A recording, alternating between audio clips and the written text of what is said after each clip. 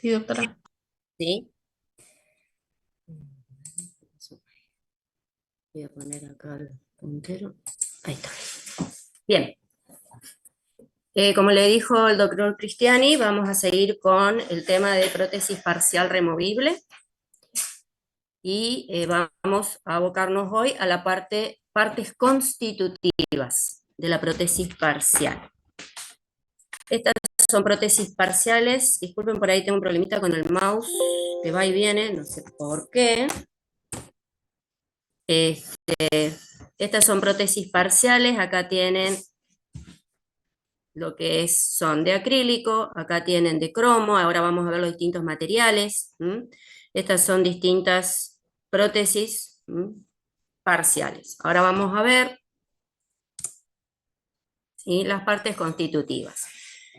Tenemos conectores, retenedores, que así como ustedes ven acá en la flecha, bases o sillas y los dientes artificiales, ¿sí? Ahora vamos a ir viendo cada una de las partes. Vamos primeramente a los conectores.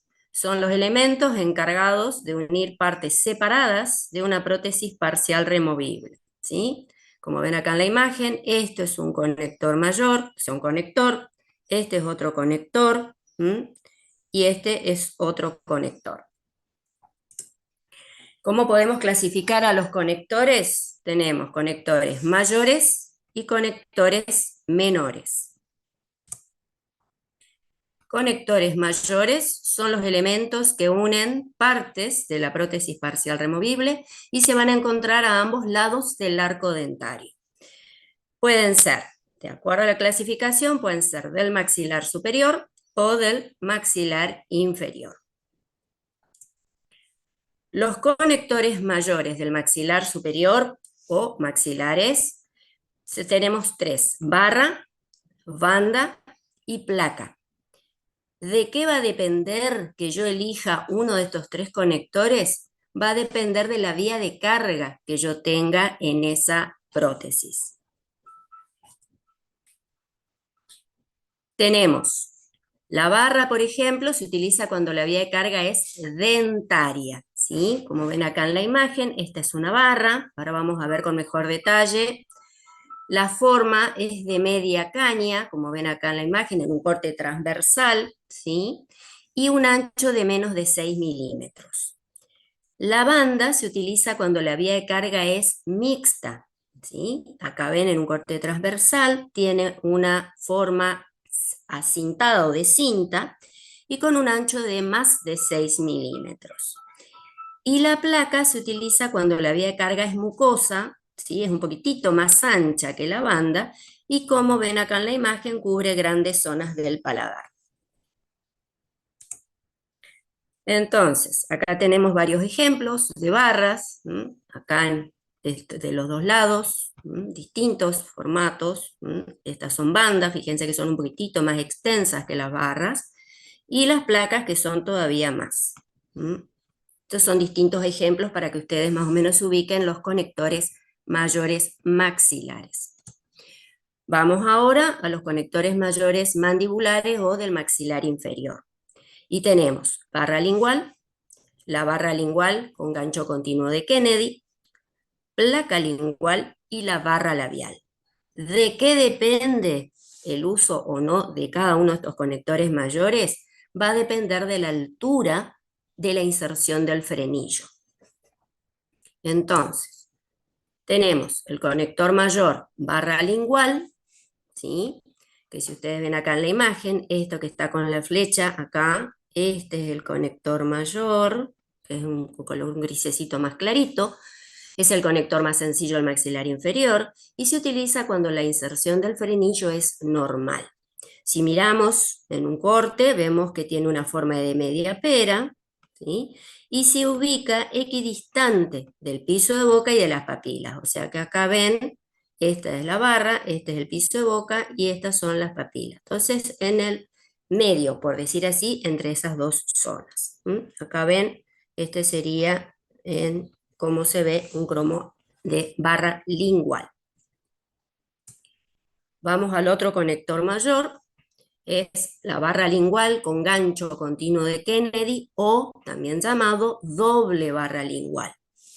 Está indicado cuando la inserción del frenillo es bajo, ¿sí? Es decir, que yo tengo suficiente espacio entre lo que son las papilas y el piso de boca. Se utilizan en clase 1 y 2 de Kennedy, acuérdense las clases que ya dieron, clase 1, desdentado bilateral, y clase 2. En estas dos clases se utiliza este tipo de conector mayor, ¿sí? Y la ubicación, por eso también se llama doble barra, porque una barra va ubicada acá, a nivel cerca del piso de boca, y la otra va a nivel del cingulum de los dientes anteroinferiores. La finalidad es dar estabilidad, ferulizar las piezas dentarias anteroinferiores y nos ayuda a la retención indirecta, que es lo que vamos a ver más adelante, ¿sí? La parte, como se imaginan así, ya en la estructura metálica, esto sería como una doble barra lingual o barra lingual con gancho continuo de Kennedy. El otro conector mandibular es la placa lingual. Este está indicado cuando la inserción es alta del frenillo, o sea, básicamente yo no tengo espacio entre lo que son las papilas y el piso de boca, y se extiende similar al anterior, desde el cingulum de los dientes anteriores hasta el piso de boca, y como también, que no dije en el anterior, lleva como unos pequeños apoyos en los extremos, ¿sí? Como ven acá, ahí. ¿Sí? Este sería el conector en el esquema, este sería el conector placa. Y la barra lingual, que es similar a una barra lingual, pero nada más la labial va por vestibular. No es muy estética, pero se utiliza sí en casos especiales, por ejemplo, cuando tengo un torus mandibular, todo elemento que yo no pueda, porque no puedo poner nada por lingual, por la presencia de torus, o porque, por ejemplo, las piezas dentarias están inclinadas hacia lingual, ¿sí? Entonces, en esos casos optamos por una barra labial, como ven acá en la figura. Entonces, repasando los conectores mayores mandibulares, tenemos la barra lingual, como ven acá en las imágenes, la barra lingual con gancho continuo de Kennedy, una barra va acá y la otra acá abajo, mismo acá en la imagen. La placa lingual, y acá quería hacer la diferencia, fíjense que yo en la barra lingual, la doble barra lingual, yo veo la parte de las piezas dentarias, ¿sí? Hay un espacio. Acá fíjense que no se ve la parte lingual, ¿sí? Esa es una placa. Y la barra labial o vestibular, como les dije, que es la que va en casos especiales. Eso con respecto a los distintos tipos de conectores mayores. Ahora vamos a qué características estructurales tienen, ¿sí? Deben ser rígidos para evitar la torsión, no deben ubicarse en zonas retentivas, el borde del conector mayor no debe terminar sobre la encía marginal, no debe lastimar, digamos así, la encía, no debe interferir con los tejidos móviles como frenillos o los tejidos del piso de boca, debe tener un espesor uniforme, los bordes deben ser ausados, lisos y pulidos, evitando resaltes, deben estar separados de 5 a 6 milímetros del borde gingival. La parte de la barra posterior se ubica entre el primero y el segundo molar, y la anterior debe respetar las rugosidades palatinas, ¿sí? En caso de que las invadan, deben terminar en los valles y no en las crestas. Y la cara interna se pule solo con pulido electrolítico, o sea, lo único que se pule es la parte externa, que ustedes van si tienen que pulir. Bien.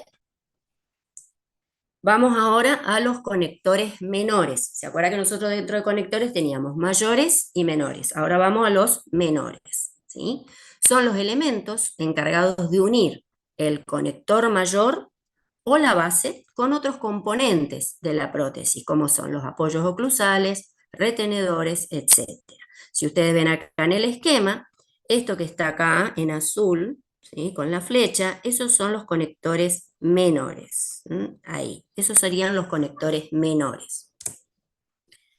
¿Cuál es la función o cuáles serían las funciones de los conectores menores? Unir partes de la prótesis parcial al conector mayor, transferir las cargas funcionales a los dientes pilares y transfieren las fuerzas aplicadas a cualquier elemento, ya sea al conector mayor y a los tejidos blandos que lo rodean. ¿sí? Como acá ven en la imagen, este sería el conector menor.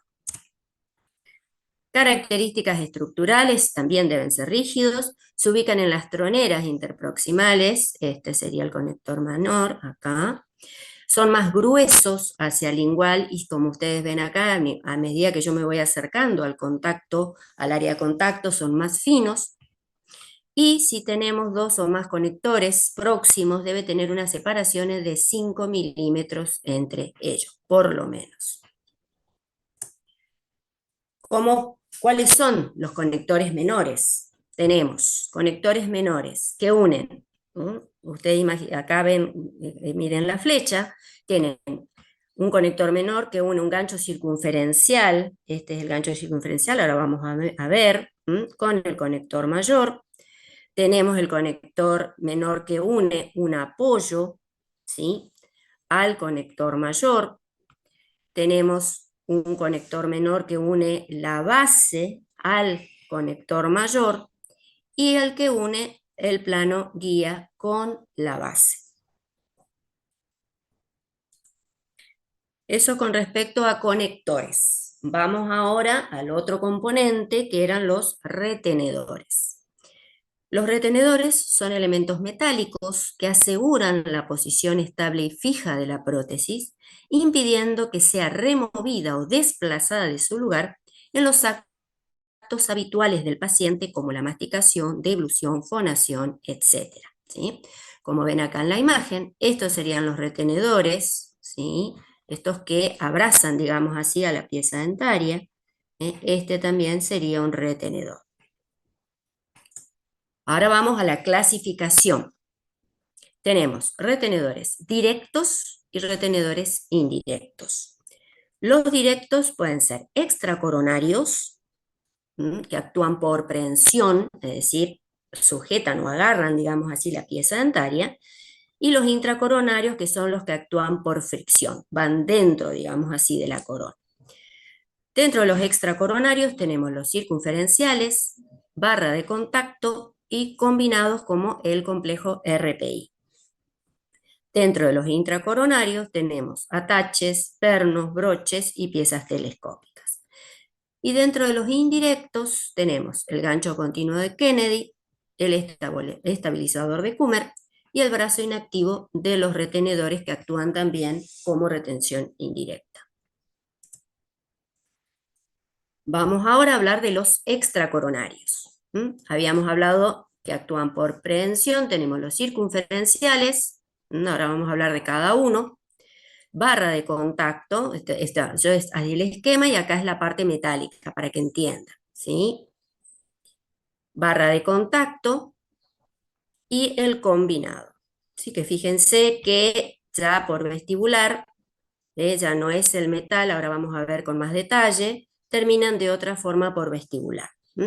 Los circunferenciales o clásico también llamado tipo Akers, los de barra de contacto llamado Roach o Tulix, y el combinado que es el RPI.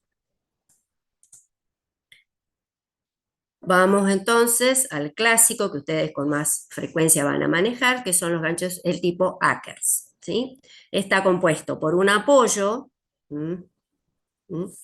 el brazo retentivo, que es el que está acá, que va por vestibular, ahora vamos a ver cada uno, el brazo recíproco, el cuerpo, que es una pequeña porción acá, y el conector menor. Este es un esquema de perfil y este desde el punto de vista oclusal. Si ustedes miran acá, acá está el apoyo, brazo retentivo y brazo pasivo.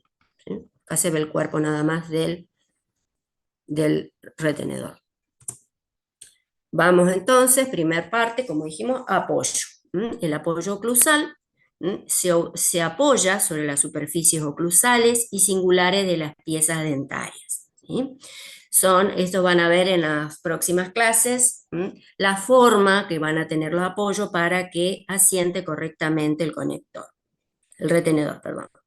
Este sería el apoyo del retenedor y este sería el apoyo ahí. Vamos a los brazos. De los brazos teníamos un brazo retentivo, que es activo, flexible, que es el que va a ir por vestibular de la pieza dentaria, que si ustedes ven acá en este esquema inferior, acá en este gráfico, va a terminar por debajo del ecuador protético o de la parte más convexa de la pieza dentaria. ¿Sí? Ahí termina por debajo. Justamente es el que me va a dar, como su nombre lo indica, la retención de la prótesis. Entonces, si yo miro acá, es como dije, va por vestibular. Acá tienen en esta imagen, este sería el brazo retentivo. Y fíjense la forma de cómo termina el brazo retentivo, ¿sí? Miren acá, tiene una forma más ausada, ¿sí? A diferencia del otro brazo, que es el recíproco, que es el que se va a ubicar por palatino o lingual de la pieza dentaria, se opone al brazo retentivo y este sí va a terminar por encima del ecuador protético. ¿Sí? Esto es lo que yo decía recién con respecto a la terminación. Fíjese que esta es un poquitito más roma la terminación, ¿sí? Con respecto al otro brazo. Después teníamos el cuerpo, que es una pequeña porción que conecta el apoyo y brazos con el conector menor, y el conector menor, que es lo que hablamos hoy, que une el armazón y que debe ser rígido, que ya habíamos hablado hoy con respecto a los conectores. Vamos al otro retenedor, que es el ROACH, TULIX o a barra de contacto, también llamado, que está conformado por un apoyo. ¿Sí? Acá en este esquema vemos ahí este es el apoyo, un brazo recíproco, que es el que va por lingual o palatino, y un brazo retentivo. Si ustedes analizan o después cuando estudien en mayor detalle se van a dar cuenta que es similar al circunferencial. La única diferencia es que el brazo que va por vestibular termina de otra forma. ¿Sí? Viene desde la base y termina en un punto por vestibular de la pieza dentaria. ¿Sí? Por eso se utiliza mucho por estética, para que no se vea tanto el brazo. También, como les dije, se puede denominar TULIX por la forma en que termina el brazo retentivo. Puede terminar en T, en U, en L, en I. Y generalmente este tipo de retenedor se utiliza en el sector anterior en caninos superiores, sobre todo, por estética. Vamos al otro tipo de retenedor, que es el combinado, que es el RPI. En este caso, ustedes van a tener un apoyo, que es el que se ubica tiene una ubicación específica, que es mesiolinguoclusal, es este el apoyo ahí, ¿sí? Por mesial. Una placa proximal, que es esta que está en el AP, por eso ustedes se denomina RPI por los componentes que tiene, y la barra en I, que es la que viene, se origina parte de la base y termina en I, como su nombre lo indica, ¿sí? Que es la que va a dar la retención a la pieza dentaria. ¿En qué caso se utiliza este combinado del RPI? En brechas a extremo libre, o sea, cuando ustedes tienen clase 1 o clase 2 de Kennedy.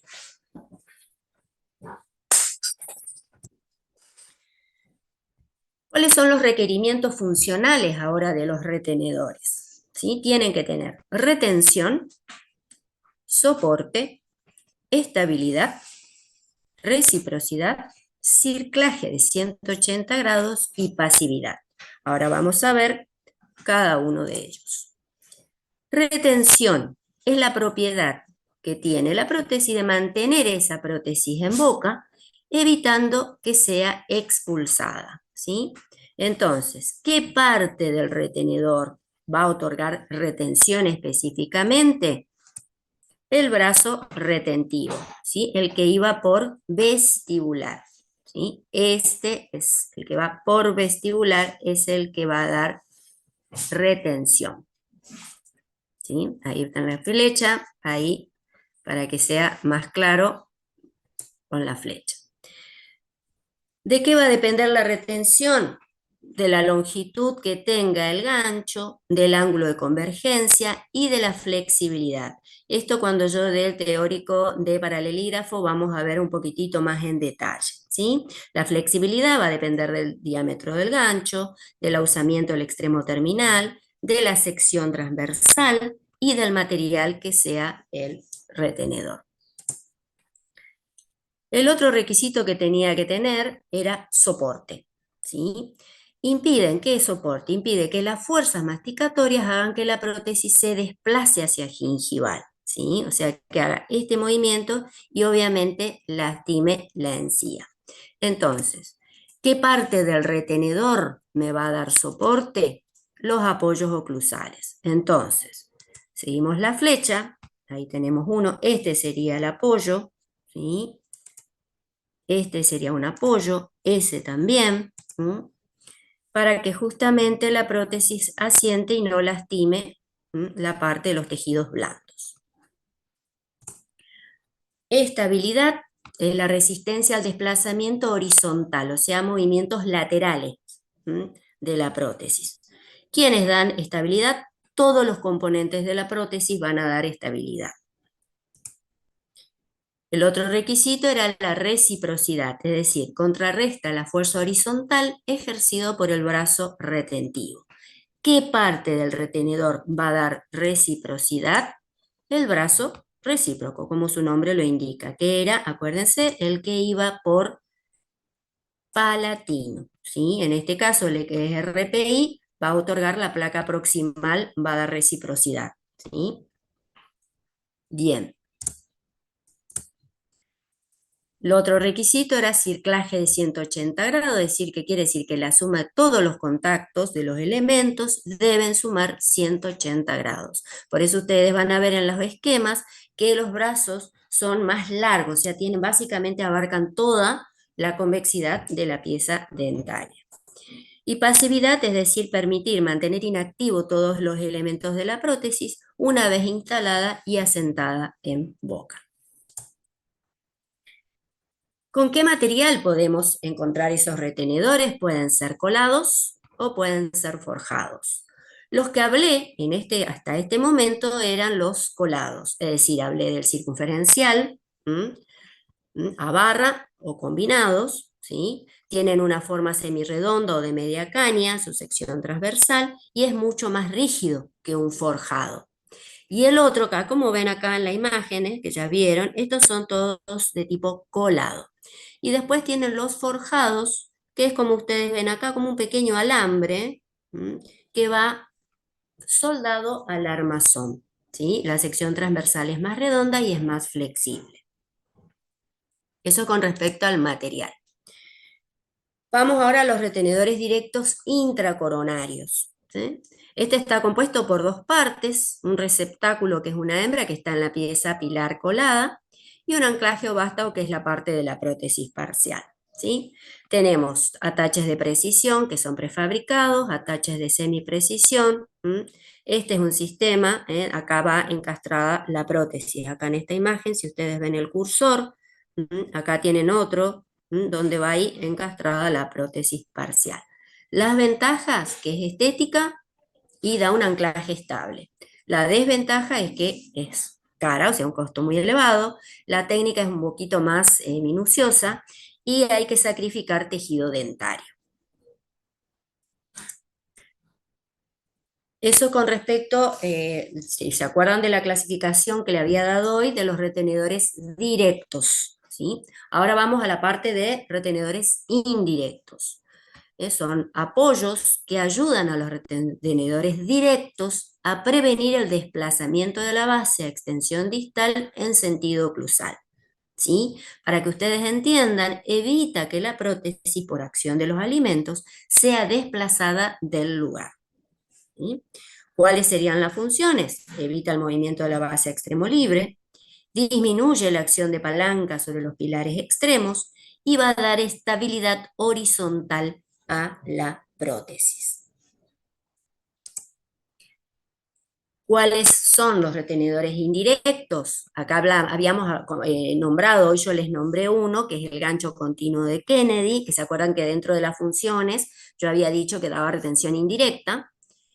¿Sí? Los apoyos oclusales y caninos, el brazo inactivo del retenedor y el estabilizador de Kummer. ¿Sí? Apoyos, acá en la imagen, ¿sí? El gancho continuo de Kennedy, acuérdense que era este, o doble barra lingual, también el que va por lingual de los dientes anteroinferiores, ¿sí? Bien, y acá con más detalles, acuérdense que era una barra que se ubicaba en el tercio medio de las caras linguales de las piezas dentarias anteroinferiores a nivel del cingulum. ¿Qué funciones cumple? Apuntaladora, ferulizadora, o sea, feruliza sobre todo cuando hay piezas dentarias con movilidad, va a dar estabilidad, contención y otorga retención indirecta, es decir, evita, como vuelvo a repetir, que la prótesis sea desplazada de su lugar durante la masticación. Eso con respecto a los retenedores. Vamos ahora al otro elemento o parte constitutiva que eran las bases, ¿sí? Acá, como observan, todo esto que ustedes ven acá, si se ve el cursor, esto es una base. Distintas formas, ahora vamos a ver las distintas formas de las bases. Esta es la base, esta es una base. Entonces, ¿qué serían? Damos un concepto de base, es la parte de la prótesis parcial removible que en forma de silla de montar va a cubrir la parte del reborde desdentado. ¿Sí? Sirve para mantener los dientes artificiales, van a recibir las fuerzas que sobre ellos actúan y van a reemplazar a las encías y tejidos subyacentes. ¿Sí? Entonces, si miramos acá, estas serían las bases, esta y esta. ¿Sí? Para que ustedes vean más con detalle y no estén tan perdidos, digamos. Bien, ¿cuáles son las funciones de estas bases? Soportar los dientes y las cargas ejercidas sobre ellos, ferulizar la hemiarcada, evitando migración de los dientes, función masticatoria, estimula los tejidos subyacentes y también otorga estética. ¿Cuáles son los requisitos? Tienen que tener exactitud de adaptación a los tejidos, tiene que adaptar bien a los tejidos blandos, tiene que tener un fino acabado, tiene que ser capaz de conducir la parte térmica, o sea, la temperatura, debe ser estético, autolimpiante y debe ser de bajo peso específico, justamente para que el paciente no sienta algo pesado en la boca. Vamos a clasificar. Según el material pueden ser plásticos, metálicos o mixtos.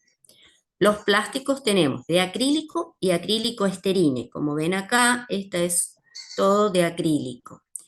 Metálicos tenemos nobles y no nobles. Dentro de los nobles pueden ser de oro, plata, paladio. Y los no nobles, que es lo que ustedes más van a ver, son de acero y de cromo cobalto. Lo que ustedes van a manejar, que inclusive en cuarto año, en algunos casos, según el caso que le toque, van a ser de cromo cobalto, como van acá en la imagen. Y los mixtos, que son los más utilizados a veces, que es el don del armazón, sí es metálico, sí o sí. Vamos ahora a clasificar según el tamaño de la base. Pueden ser bases extendidas o bases reducidas. Las bases extendidas están indicadas cuando la vía de carga es mucosa y mixta. Se extiende hasta la línea cero funcional, como ven acá en el círculo que está en el esquema, ¿sí? Llega hasta el fondo del surco para que ustedes entiendan, después vamos a ver bien sobre ese tema que es la línea cero funcional, y los bordes, si ustedes ven, son gruesos y redondeados. Y después tenemos las bases reducidas, que sí están indicados cuando la vía de carga es dentaria. No llegan, fíjense que no llegan hasta el fondo del surco o a la línea cero funcional, y el borde, fíjense que es más ausado, ¿sí? Son más finos y terminan en forma de filo de cuchillo. Esas son las bases según el tamaño. Habíamos hablado de material, ahora hablamos de tamaño. Vamos a ver el diseño, cuáles son los diseños, cómo puedo encontrar yo los distintos tipos de bases. Cuando son brechas grandes, la forma clásica es la trabeculada. Cuando la brecha es pequeña y posterior, o sea, no me da lugar a colocar, no tengo lugar para colocar una pieza dentaria, se coloca una triturante metálica. ¿Sí? Es como una pequeña forma rectangular en el espacio interproximal. Como ven acá, con dos apoyos. No tengo espacio suficiente para colocar un diente, entonces se hace con una triturante metálica, se llama. Y cuando la brecha es pequeña y anterior, se coloca lo que normalmente nosotros llamamos un diente a tubo, donde es una base metálica con un perno y sobre este perno va encastrada la pieza dentaria. Vamos al otro elemento que era el último, que eran los dientes artificiales. Los dientes artificiales son los elementos protéticos que van a reemplazar a los dientes naturales. Vienen en distintos blisters, así que bueno, acá, como ven, tienen para el sector anterior, para el sector posterior, maxilar superior, maxilar inferior, después van a ver en el comercio, ¿sí? Esto sería en la parte de las piezas dentarias o dientes artificiales. Según el tipo de diente, podemos clasificar en dientes anatómicos y dientes no anatómicos o también llamados de 0 grado. Los dientes anatómicos, como ustedes ven acá en el esquema, reproducen la forma del diente natural, es decir, van a tener elevaciones, depresiones, como si fuera un diente natural. Y los dientes no anatómicos no reproducen, o sea, son dientes planos, ¿sí? Que sí generan canales, se generan canales de escape. Esto después van a ver en qué casos están indicados, ¿sí? Los dientes de 0 grado también llamados. Y según el material pueden ser de acrílico o pueden ser de porcelana. De acrílico están indicados cuando tengo poco reborde o la condición periodontal es débil. Y el de porcelana está indicado cuando se necesita, o sea, se necesita una gran eficacia masticatoria, pero ya tenemos rebordes gruesos y sanos. Si no, no podemos utilizar este tipo de dientes, digamos así. Bien, acá está la bibliografía. El Desplas es de lo más común. Después tienen el McCracken, que son los libros que más manejamos en la parte acá de prótesis parcial. ¿Alguna pregunta?